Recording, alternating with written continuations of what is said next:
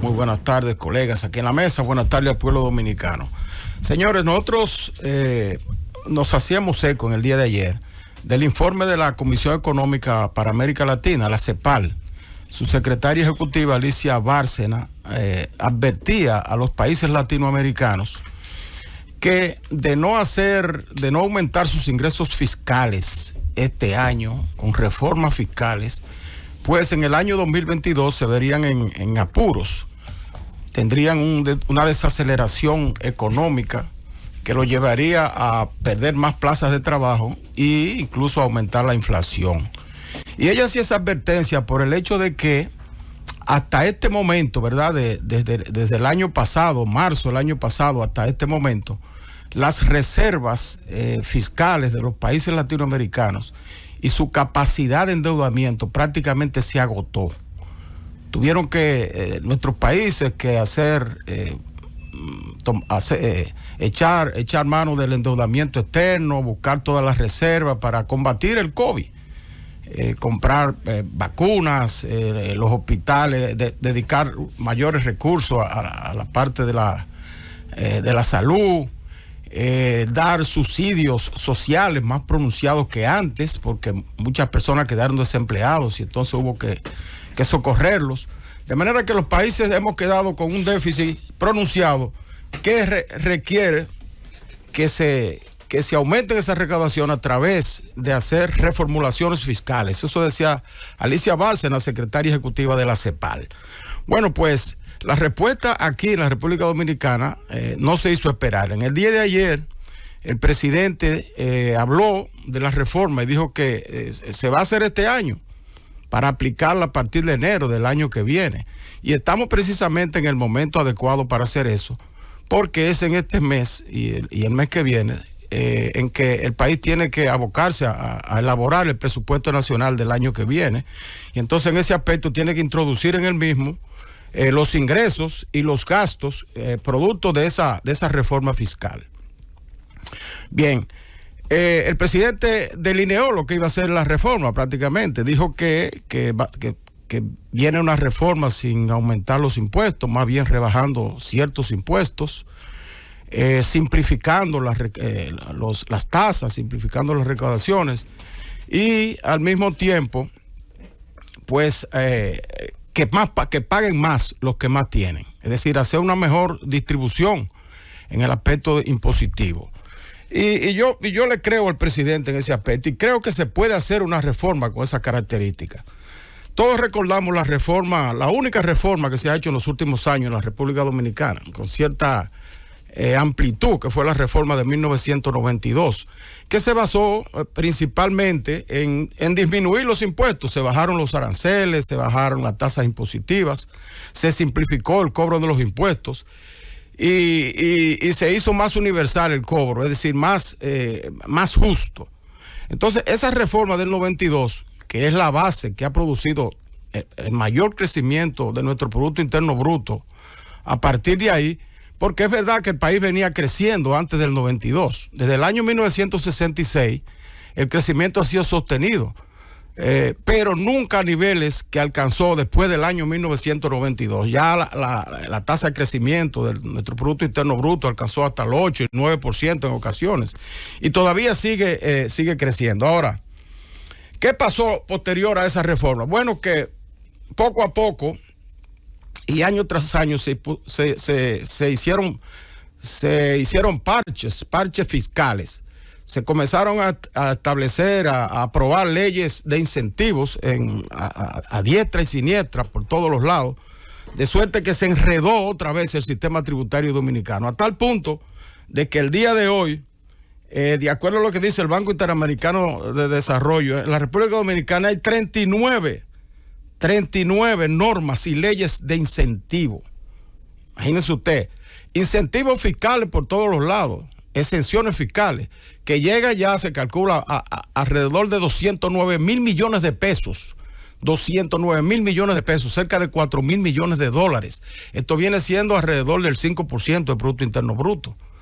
Es decir, una cantidad exorbitante de exenciones fiscales en todos los órdenes, principalmente en los sectores de la minería, el sector eléctrico, el turismo, básicamente en esos sectores. Incluso nosotros sabemos, por ejemplo, en el sector turístico, que es más, esos sectores que han sido sobre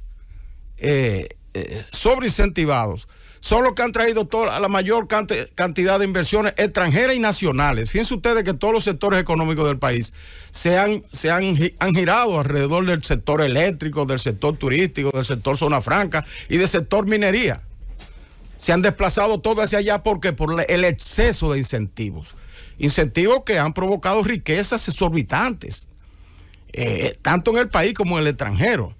Que se ha concentrado la riqueza en pocas manos de manera exorbitante.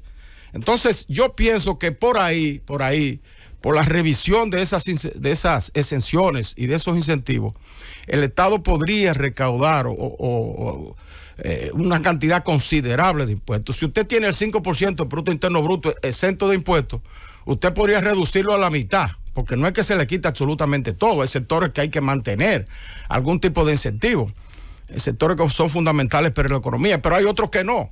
Yo les voy a poner un ejemplo. En el año 2001, aquí se aprobó una ley, la 158-01, que era para incentivar a los polos turísticos no tradicionales, a través de exención de impuestos. El que se establecía en uno de esos polos turísticos no pagaba 0 impuestos. Sin embargo, posteriormente, en una ley que revisó esa ley 158, que es la ley 195-13, se agregó como exención también al sector que se establecía en esos polos turísticos el pago del ITEVI. El pago del ITEVI, por algo, ahora Impuestos Internos dice que más del 50% del ITEVI en la República Dominicana se evade el pago del ITEVI, más del 50%. Eso no solamente es en el asunto de los comestibles o de los servicios que pagan este impuesto en los supermercados y eso. La evasión no es por concepto de eso, sino por esa gran evasión que existe del pago del ITEVI de empresas grandes que están establecidas aquí. Y lo mismo ocurre en la minería. Y lo mismo ocurre en el sector eléctrico. Exenciones de impuestos a los combustibles y otras cosas más. Revisar eso es algo fundamental para hacer esta reforma fiscal que se está reclamando. Porque no puede el país, hay sectores del país que son la clase media y la clase baja, no resisten el pago de un impuesto más. Ya la elasticidad en ese aspecto no es posible. El gobierno va a tener que bajar el ITEVI, que está muy alto. Como bien dijo Esteban en su comentario hace un momentito, en la reforma que se hizo, en el parche fiscal que se hizo en el 2012, se estableció de un 16 a un 18% de manera provisional y se ha quedado definitivo. El gobierno todavía puede bajar el ITEVI a una tasa considerable, como en Estados Unidos, que no sube de 10 o 12%, e incluir una serie de servicios que no están ahora mismo pagando esos impuestos, como que están exentos del ITEVI. Lo puede incluir y con una tasa baja, pues se haría este impuesto más equitativo, más justo, que todo el mundo pague y el que más percibe que pague más. Entonces, el gobierno puede bajar este impuesto, eliminar algunas exenciones, algunos incentivos que tienen muchas empresas que ya tienen años establecidos, porque en esa ley 195-13 también, además de que se le exoneró el ITEVI a esas empresas, también se le aumentó los años de incentivo.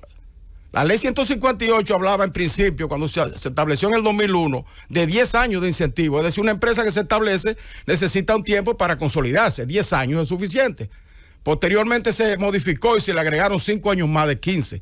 Y en esta 195-13 se le agregaron 15 años más, 30 años de incentivo a una empresa. Hay empresas ahí que se establecieron en la década del 80 y todavía están recibiendo el 100% de la exoneración de impuestos de importación, impuestos sobre la renta, impuestos del ITEVI, todos los tipos de impuestos. ¿Y cómo es posible?